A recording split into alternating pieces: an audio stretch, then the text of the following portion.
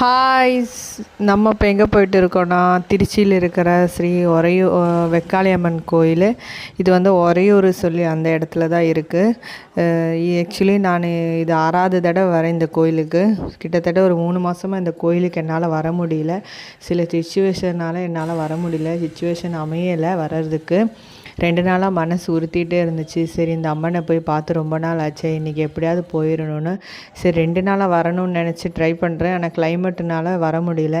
சரி, இந்த வாரம் எப்படியும் அவருக்கு நைட் ஷிஃப்ட்டு, எப்படியாவது பகலில் போயிடலாம். இன்றைக்கின்னு பார்த்து நல்லா வெயிலாக இருந்துச்சா, சரி கோயிலுக்கு கண்டிப்பாக போயிடணும்னு சொல்லி கிளம்பி வந்துட்டோம். காலையிலேயே பெரியவன் ஸ்கூல் போயிட்டான், சின்னவனுக்கு இன்றைக்கி லீவு. சரி, அவனை மட்டும் கூட்டிகிட்டு குட்டி பையனையும் தூக்கிட்டு வந்துட்டோம்.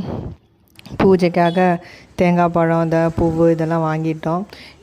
சனீஸ்வரனுக்கு நெய் தீபம் வைக்கணும்னு சொல்லி 2 விளக்கு வாங்கிட்டு, சரி போய் உள்ளே போய் சாமி கும்பிடலான்னு சொல்லி உள்ளே போயிட்டோம்.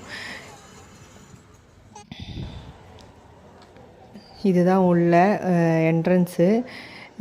பாருங்கள் கோயில் எப்படி இருக்குன்னு பாருங்கள். நல்லாயிருக்கும், பயங்கரமாக இருக்கும் கோயில் பார்க்குறதுக்கு.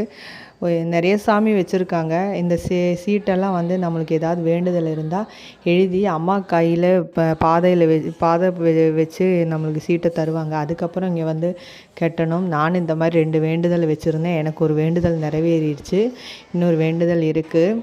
சரி, சாமி கும்பிட்றதுக்காக போகலான்னு நினச்சா நாங்கள் போய் உட்காந்துட்டோம். அங்கே நாங்கள் போகிற நேரம் பார்த்து நடைய சாத்திட்டாங்க. நான் வேறு இவரை திட்டிகிட்டே இருந்தேன். இவருக்கு ஒரு ஹேபிட் இருக்குது, எங்கே போனாலும் ஏதாவது சாமியை பார்த்துட்டானா மந்திரம் சொல்லிகிட்டே இருப்பார். உங்களால் தான் லேட் ஆகிடுச்சு சொல்லி அவரை திட்டிகிட்டே இருந்தேன். ஆனால் திட்டினது என்னமோ எனக்கு நல்லா தான் அமைஞ்சிருச்சு. எதுக்குடா திட்டணும்னு ஆயிடுச்சு. ஏன்னா அம்மாவை இந்த மாதிரி பக்கத்தில் இருந்து அபிஷேகம்லாம் பார்த்ததே கிடையாது. இதுதான் ஃபஸ்ட் டைமு. கண் குளிராக அம்மாவுக்கு நடக்கிற அலங்காரம் அபிஷேகத்தெல்லாம் முன்னாடியே உட்காந்து நிதானமாக நிம்மதியாக பார்த்து ரசித்தோம். ரொம்ப இந்த 6வது தடவை தான் எங்களுக்கு இந்த மாதிரி ஒரு வாய்ப்பே கிடச்சிருக்கு. பாருங்கள், அம்மனோட அலங்காரத்தை பாருங்கள் எப்படி இருக்குன்னு.